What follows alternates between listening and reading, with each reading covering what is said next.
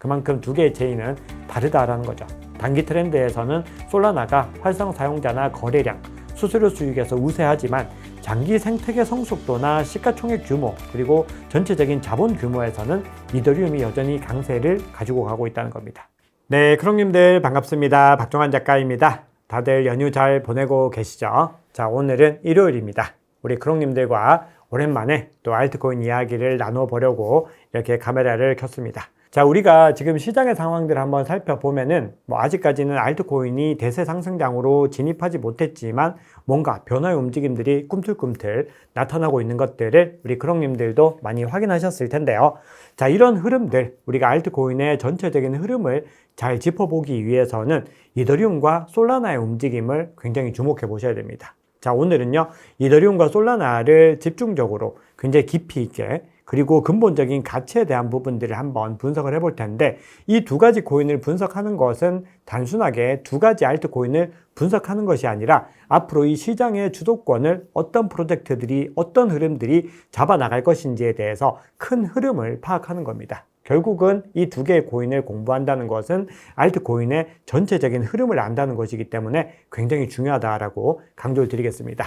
이 알트코인이 워낙에 변동성이 심하고 또 펀더멘탈 분석뿐만이 아니라 매매 타이밍이나 이런 것들도 너무 중요한 자산입니다. 그래서 알트코인 컨텐츠를 다룰 때는요, 우리 크롱님들과 계속해서 긴밀하게 이야기를 나누면서 같이 만들어가는 컨텐츠가 굉장히 중요합니다. 그래서 우리 영상 보시고 우리 크롱님들도 이더리움과 이 솔라나에 대해서 댓글 많이 남겨주시면 감사하겠습니다. 자, 그럼 우리는 지금 시점에서 이더리움을 판단하기 위해서는 현재 이더리움이 어떤 구간에 있는지도 중요하지만 이더리움이 장기적인 가치가 살아있는지, 어떻게 해야지 이더리움이 상승할 수 있는지 그 부분들을 주목해서 보셔야 됩니다. 그래서 오늘 먼저 이더리움의 근본적인 가치에 대한 부분들을 말씀을 드리고, 그러면 그런 가치상으로 봤을 때 이더리움이 어떤 구간에 있는지를 한번 짚어보겠습니다. 자, 뱅크리스라고 해서 이 은행이 없는 삶에 대한 이야기, 즉 금융주권에 대한 이야기를 나누는 미디어 플랫폼입니다. 이 뱅크리스의 공동 창립자인 라이언 숀 아담스가 이더리움 가격이 17,000달러까지 갈 수 있다라고 전망을 했습니다. 이걸 원화로 환산을 해보니까 대략적으로 2,400만 원이 넘는 금액인데요. 현재 이더리움 가격이 260만 원대라고 봤을 때 대략 9배에서 10배는 갈 수 있다, 이렇게 전망을 한 겁니다. 네, 그러면 라이언 숀 아담스는 어떤 근거로 이더리움 가격이 그렇게까지 올라갈 거라고 봤을까요? 거기에는 바로 이더리움이 어떤 정체성을 가지고 있는지에 대한 정의가 중요합니다. 자, 우리가 비트코인이 왜 가치가 있다라고 믿고 있는 걸까요? 비트코인은 2,100만 개로 한정이 되어 있는 절대적인 희소성을 가진 디지털 금이라는 관점에서 앞으로 꾸준히 가치가 상승한다라고 보고 있습니다. 공급은 한정되어 있는데 수요는 천정부지로 늘어날 수 있다는 겁니다. 그렇기 때문에 비트코인의 가치는 우리가 그 끝을 알기가 어렵다는 거죠. 그러면 이더리움은 그런 자산이 아니고 무한대로 발행도 할 수 있는 자산인데 비트코인과 어떤 차별점을 가지고서 가치를 증명해야 되는가? 여기에 대해서 이 라이언 숀 아담스는 수익이 발생하는 이자가 붙는 디지털 금이라는 정체성을 제시했습니다. 즉 비트코인과는 다르다라는 것들을 강조한 거죠. 자, 그런데 지금 계속해서 이더리움이 지지부진한 움직임을 가져가는 이유는 이 수익이 발생하는 디지털 금이라는 정체성이 단기적으로 위기에 봉착했기 때문입니다. 즉 이것들을 끌고 갈 수 있는 내러티브가 약해지면서 이더리움이 상승 동력을 일시적으로 잃었다는 겁니다. 자, 그런데 여기에 대해서 아직까지 희망은 남아 있습니다. 아크인베스트도 올해 1월 보고서를 통해서 이더리움 스테이킹 수익을 미 국채 이자에 비율하면서 이더리움은 수익을 제공하는 디지털 채권이다, 이렇게까지 정의를 했는데요. 결국은 이더리움이 이 내러티브를 회복하게 됐을 때 상승 국면으로 전환할 수가 있다는 겁니다. 자, 그러면 우리는 여기서 이런 질문을 해볼 수 있습니다. 그러면 이더리움은 대체 어떤 자산일까? 이 부분에 대한 답을 찾아야 되는 거겠죠. 여기에 대해서 최근에 코비 리서치 센터에서 보고서를 통해서 이 이더리움의 가치에 대해서 언급한 부분들이 있는데요. 그 부분을 한번 가져가 봤습니다. 자, 보고서에는요, 이 앞서 말씀드렸던 그 부분들, 이더리움에 대한 정체성을 근거로 해서 이더리움을 크게 두 가지 분류의 자산이다라고 정의를 하고 있는데요. 첫 번째는 소비형 자산입니다. 자, 이게 무슨 말이냐? 소비형, 소비가 된다라는 의미죠. 즉 계속해서 이더리움이 뭔가 물량이 사라진다라는 의미로 볼 수가 있을 겁니다. 그게 바로 소비의 의미인 거죠. 2021년에 네트워크 업그레이드가 있었을 때 이더리움 생태계에서 거래 수수료 중에서 기본 수수료가 소각되는 모델을 도입을 했습니다. 그래서 네트워크가 많이 사용이 될수록 공급이 줄어드는 소비형 자산으로 변신이 된 거죠. 그래서 네트워크가 뜨거워지면 뜨거워질수록 더 디플레이션적인 자산으로 전환하기 때문에 이더리움이 비록 무한 발행이지만 그런 부분들의 리스크, 즉 인플레이션에 대한 리스크를 상쇄할 수가 있었다는 겁니다. 그래서 실제로 우리가 표를 한번 살펴봤을 때 이때 EIP1559라고 하는 업그레이드 이후에 기본 수수료가 소각되는 모델을 한번 봤더니 비트코인의 인플레이션율이 1.4%였을 때 이더리움이 그 전에는 원래 채굴이었습니다. 채굴 기반이었는데 POS라고 해서 스테이킹 기반으로 바뀐 거죠. 그래서 이전에 이 POW 기반이었을 때보다 월등하게 인플레이션이 줄어든 것을 확인할 수가 있습니다. 즉, 더 많은 이더가 소각되면서 디플레이션 효과가 발생할 수가 있다는 겁니다. 그래서 첫 번째는 그런 자산적인 측면에서 주목을 하고 있습니다. 그러면 이 얘기는 비트코인이 절대적인 희소성을 얘기했는데 이더리움도 충분히 희소성 자산으로서도 가치가 있다는 거죠. 자, 그런데 두 번째가 더 중요한데요. 그러면 결국은 여기서 비트코인과 이더리움의 어떤 차이점을 언급을 해야 되는 겁니다. 우리가 이더리움이 비트코인이 가던 길을 똑같이 가는데 굳이 비트코인을 선택하지 않고 이더리움을 선택할 이유가 있을까요? 그럴 만한 이유가 부족하다는 거죠. 결국은 이더리움이 선택되기 위해서는 더 다른 정체성이 필요한데 그게 바로 자본 자산이라는 겁니다. 결국은 스테이킹에 참여를 하고 디파이 그리고 웹3 경제에 함께 참여를 할 수 있다는 겁니다. 그래서 수익 창출형 자산이 되면서 이더리움이 가치를 가진다는 거죠. 그리고 그 중심에서 담보 자산으로서도 자리매김을 할 수 있다는 겁니다. 그런 측면에서 이더리움은 비트코인과 확연하게 다른 자본 자산의 특성을 가지고 있습니다. 그래서 보고서에서는 어떻게까지 이야기를 하고 있느냐 하면은 이더리움을 포트폴리오에 포함하는 것은 단순한 자산 보유를 넘어서 미래 디지털 금융 인프라에 대한 전략적인 투자다라고 언급을 하고 있습니다. 그러면서 이더리움을 하이브리드 자산이다라고 표현을 하고 있는 거죠. 그렇기 때문에 이더리움은 현물 ETF의 스테이킹 조항을 계속해서 추진하기 위해서 노력을 하고 있는데 그 측면들이 자본 자산이라는 측면에서는 굉장히 중요하다라고 볼 수가 있겠습니다. 네, 이렇게 이더리움이 어떤 자산인지를 정의를 했다면은 이제는 조금 더 중요한 얘기를 한번 해보겠습니다. 자, 제가 그동안에 이더리움이 계속해서 부진한 이유를 말씀을 드리면서 크게 두 가지 이유를 드렸습니다. 첫 번째는 구조적 문제라고 말씀을 드렸죠. 이 레이어 1과 레이어 2의 어떤 단절들, 서로 간에 상생하지 못하는 구조에 대한 부분들이 있었고요. 두 번째는 이런 상황들에 대해서 가격이 이렇게 떨어지는데도 이더리움 재단이 뭔가 방치하고 있는 것 같다. 이런 말씀을 드렸습니다. 그리고 이런 부분들은 저의 개인적인 의견이기도 하지만 사실 커뮤니티에서도 많은 비판들이 나오고 있는 지점이라고 볼 수 있습니다. 그런데 최근에요, 재단이 주도하는 확장성 향상과 구조적인 변화 노력이 나타나고 있습니다. 그래서 어떤 변화들이 있는지 한번 짚어볼 텐데요. 우선은 현 시점에서 이더리움에 대해서 주목하고 있는 가장 중요한 이벤트는 5월에 예정되어 있는 팩트라 업그레이드입니다. 그런데 이 업그레이드 이후에 퓨사카 하드포크에서 메인넷의 가스 한도를 4배 늘리는 방안을 검토하고 있습니다. 3분기에 진행할 수 있다, 이런 전망이 나오고 있는데 이렇게 가스 한도를 늘렸을 때는 결국은 확장성을 늘린다라는 개념이 됩니다. 그러면은 이더리움 블록체인의 TPS, 즉 초당 트랜잭션이 2000까지 늘어날 수 있다는 전망이 나오고 있죠. 현재는 15에서 20이기 때문에 거의 100배 가까운 수준으로 상승할 수 있다는 전망이 나오고 있고요. 두 번째는 구조적인 문제에 대한 부분들, 즉 레이어 2가 지금 굉장히 많이 발전을 하고 있는데 이 발전들이 이더리움과 뭔가 연계가 되지 않는 부분들에 대해서도 이 비탈릭 부테린이 베이스드 롤업이라는 것들을 가지고 왔습니다. 즉 이더리움의 블록 빌더들이 수수료에 대한 부분들과 트랜잭션 순서에 대한 부분들을 개입할 수 있는 여지를 만들면서 쉽게 말씀드리면은 레이어 2에서의 수수료를 우리도 가져가면서 이더리움의 보안성과 안정성을 제공하는 구조를 명확하게 가지고 간다는 겁니다. 그러면은 지금처럼 레이어 2가 뭔가 별도의 움직임을 가져간다기보다는 서로 끈끈한 관계에서 상생할 수 있을 것이다 라고 이더리움은 보고 있는 거죠. 그리고 그 대표적인 프로젝트가 현재 시점에서는 타이코라고 하는 프로젝트가 가장 주목을 받고 있습니다. 자, 그리고 최근에 그레이스케일이 SEC에 이더리움 현물 ETF 스테이킹을 허용해달라 이렇게 또 요청을 했습니다. 그래서 이 시기들도 SEC 위원장이 바뀌면서 빨라지고 있기 때문에 전체적으로 이더리움이 가지고 가는 이 기조에서 뭔가 긍정적인 전망들이 더 많이 나오고 있는 것은 사실입니다. 자, 그럼에도 물론 현 시점에서도 고래들의 매도 추세들이 이어지기도 하고 여러 매수와 매도 공방들이 이어지고 있는데요. 그런데도 이런 이야기를 드리는 이유는 궁극적으로 이더리움은 중장기적인 관점으로 바라봐야 된다는 겁니다. 네, 그러면 이번에는 이더리움의 펀더멘털적인 측면을 한번 보겠습니다. 사실 그동안에 이더리움의 펀더멘털이 일정 부분 약세 국면으로 가고 있었던 건 맞지만, 그럼에도 모든 블록체인 중에서 특정한 분야들, 특히 자본과 관련된 분야들에 대해서는 월등한 이 점유율을 여전히 유지하고 있습니다. 특히 뒤에서 보여드리겠지만 TVL이라든지 스테이블 코인의 시가총액 같은 부분들은 이더리움이 사실은 뭐 다른 체인과는 비교할 수 없는 넘사벽의 수준을 유지하고 있다라는 겁니다. 자, 그러면 최근에 이 이더리움의 펀더멘탈에 어떤 변화들이 일어나고 있는가? 그 부분을 한번 살펴볼 텐데요.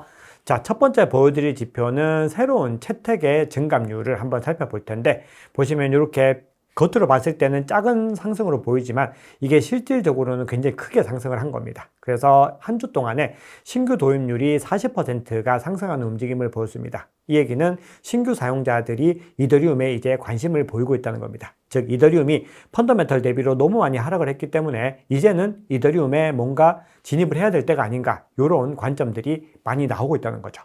자, 다음으로 볼 수 있는 것은 축적 주소들. 예전부터 비트코인을 담고 있는 주소들입니다. 꾸준히 축적해온 주소에서 이더리움의 유입량이 늘어났습니다. 즉, 이 주소로 이더리움이 유입됐다는 것은 전통적으로 이더리움을 투자해왔던 핵심적인 주체들도 이더리움이 중장기적으로 더 많이 갈 것이다 라는 관점에 무게감을 싣고 있다는 거죠. 자, 그리고 이 오른쪽의 장표는요, 지난주에 디지털 투자 상품에 유입된 자본의 흐름을 의미를 하는데요. 이더리움이 순유입으로 전환된 것을 확인할 수 있습니다. 반면에 솔라나는 순유출이 일어난 것을 확인할 수 있죠. 즉 현재 시점에서 이 이더리움에 나타나고 있는 변화들을 한번 살펴봤더니 전체적으로 진입하는, 자본이 진입하고 뭔가 축적하는 흐름들이 나타나기 시작했다는 겁니다. 그래서 이 흐름들이 계속 이어질지에 대한 부분들은 지켜보셔야 되지만, 그럼에도 이더리움은 현 시점에서 펀더멘탈 대비 많은 조정을 받았다라는 부분들은 분명해 보입니다. 자, 이더리움과 관련해서 좀 길게 말씀을 드렸습니다. 그만큼 현재 시점에서는 이더리움을 조금 주의 깊게 보셔야 된다라고 판단을 했는데요. 그게 왜 그러냐 하면은 솔라나 같은 경우도 현재 시점은 펀더멘탈 대비로는 낮은 구간에 위치하고 있다라고 생각을 하는데, 그럼에도 더 저평가된 것들을 따져보자면 이더리움이 더 월등하게 저평가가 되어 있고, 솔라나 같은 경우는 중요한 변곡점을 돌파하기 직전에 와 있습니다. 그래서 결론적으로는 이 두 가지 코인 다 중요한 구간에 위치를 하지만 어떤 자산이 더 저평가됐는지 여부들을 말씀을 드린 겁니다. 자, 그러면 솔라나 같은 경우는 우리가 어떤 부분들에 주목을 해야 될지 한번 살펴볼 텐데요. 기본적으로 솔라나는 사용성과 관련된 펀더멘탈 지표가 모든 체인 중에서 가장 잘 나옵니다. 즉 돈이 가장 많이 모이는 체인은 여전히 이더리움이지만 사람이 가장 많이 모이는 체인은 솔라나라는 부분들이 굉장히 중요한 겁니다. 자, 그러면 솔라나가 이렇게 펀더멘털이 좋아지고 있는데 또 하나 뭔가 달라진 국면들이 있는데, 그게 바로 여러 기업들에서 솔라나를 재무 전략에 편입하기 시작했다는 겁니다. 자, 이 얘기는 비트코인에서 나타나는 현상들이 솔라나에까지 나타나고 있는 것이기 때문에 솔라나의 자산으로서의 어떤 위용들, 이 정체성이 달라지고 있다는 것을 의미합니다. 자, 그래서 한번 보시면은 소비자 업체인 유펙시라고 하는 회사가 벤처 캐피탈과 엔젤 투자자들로부터 1억 달러를 조달해서 솔라나를 재무에 편입하겠다라고 발표를 했고요. 부동산 핀테크 기업입니다. 디파이 디벨롭먼트라고 하는 회사가 있는데 구제노버라고 하는 회사입니다. 회사명을 바꿨는데 계속해서 솔라나를 모으고 있습니다. 현재까지 32만 개 가까운 솔라나를 모은 것으로 나타나고 있고요. 그 외에도 많은 회사들이 솔라나에 관심을 가지고 있습니다. 그리고 제가 최근에 수익 관련된 영상을 말씀을 드리면서 비트코인을 디파이에 활용하는 전략들을 말씀을 드렸는데, 솔라나 생태계에서도 비트코인 유동성을 온체인으로 끌어들이기 위한 여러 활동들이 이어지고 있습니다. 그만큼 이 디파이 생태계를 확장시키고, 그리고 비트코인 생태계까지도 연동해서 같이 확장시키고자 하는 움직임들이 나오고 있는 거죠. 그만큼 솔라나 같은 경우는 여러 가지 생태계 확장의 국면들과 이 펀더멘탈 상승, 그리고 기업 단위의 채택들이 이루어지고 있다는 점에서 중장기적으로 좋은 프로젝트라고 생각을 합니다. 네, 그런데 솔라나 같은 경우는 현재 시점에서는 특정한 프로토콜 의존도가 너무 높은 단점도 있습니다. 바로 펌프다펀이라고 하는 이 민코인 발행 플랫폼이죠. 여전히 압도적인 수익률을 가져가고 있기 때문에 펌프펀에서의 어떤 활동 추이들이 솔라나의 가격과 많이 연동되는 것을 볼 수 있습니다. 그런데 최근에 펌프다펀이 계속해서 솔라나를 내다 팔고 있는 정황들이 나오고 있기 때문에 여기에 대해서 이 커뮤니티에서는 많은 비판을 하고 있는 것이 사실입니다. 자, 그럼에도 우리가 솔라나의 펀더멘탈 한번 살펴보시면요. 이 리퀴드 스테이킹, 유동성 스테이킹의 TVL이 급속하게 상승을 하면서 전년 대비로 121%가 증가를 했습니다. 그리고 그 중심에 가장 많은 비중을 차지하고 있는 것이 G2라고 하는 프로젝트인데요. G2의 전체적인 자본 규모가 이제 리도 파이낸스, 이더리움을 대표하는 리도 파이낸스와 호각을 이룰 정도로 증가하고 있다는 부분들이 나타나고 있고요. 또 하나는 솔라나 생태계에서 스테이블 코인의 공급이 늘어나고 있다라는 호재가 있습니다. 스테이블 코인 공급이 작년 대비로 월등하게 상승을 해서 120억 달러에 육박을 하고 있는데 이 구간 대비로는 거의 2배 가까이 짧은 구간에 상승을 했습니다. 그만큼 스테이블 코인이 현재 시점에서 가장 중요한 시장의 테마인데 이더리움에 이어서 솔라나의 어떤 위용들도 많이 늘어나고 있는 겁니다. 물론 아직까지는 이더리움과 트론 생태계에 못 미치지만 이 상승 추세만큼은 솔라나가 가장 가파르게 상승을 하고 있다는 점이 중요합니다. 자, 그리고 또 중요한 부분들은요, 사용성에 대해서 말씀을 드렸는데 솔라나 기반의 탈중앙화 애플리케이션이죠. 솔라나 D앱의 수익 창출을 한번 살펴봤더니 지난 12개월 동안 모든 블록체인보다도 47%나 높은 28억 달러의 수익을 창출했다라고 신디카라고 하는 이 리서치 회사에서 집계를 했습니다. 그만큼 사용성 측면에서는 다른 모든 블록체인 대비로 솔라나가 압도적이다라는 것을 확인할 수 있습니다.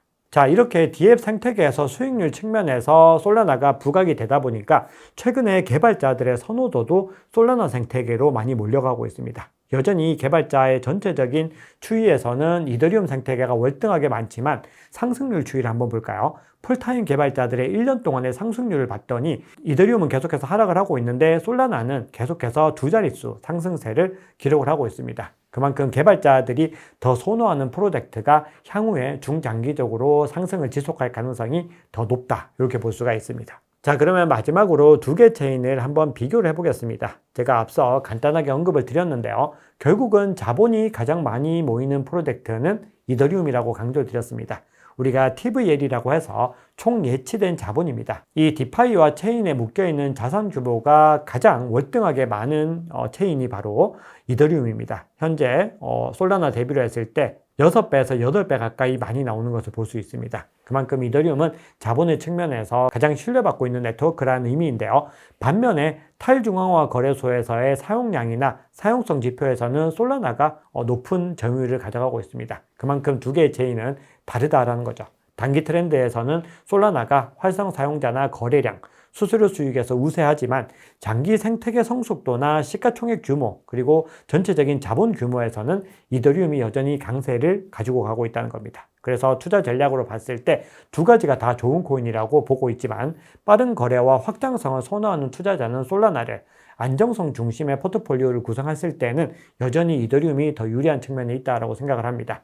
네, 두 가지 프로젝트를 어떻게 가져가셔야 될지, 보유하셔야 될지에 대한 부분들은 제가 자주 강조드리는 포트폴리오 관점이 굉장히 중요합니다. 결국은 포트폴리오 전략상으로 핵심 자산이나 위성 자산을 구분하셔야 되고, 핵심 자산에서 이 두 자산의 비중을 스스로의 투자 성향에 따라서 가져가시면 됩니다. 즉, 이더리움을 가져가고 솔라나를 안 가져가고 이런 관점이 아니라 두 가지를 균형 잡히게 어떻게 배치할지에 대한 부분들을 고민을 하시면 좋습니다. 제가 서두에서도 말씀을 드렸습니다. 이더리움과 이 솔라나의 어떤 입지 자체나 현재 위치가 차이가 있다고 말씀을 드렸고, 상대적으로 이더리움이 더 저평가 구간에 있다고 강조를 드렸습니다. 그래서 그 부분들이 얼마나 저평가됐는지를 한번 살펴보니까 이더리움의 MVRV G스코어가 지금 현재 요 하늘색 구간에 가 있습니다. 자, 이게 어떤 구간이냐?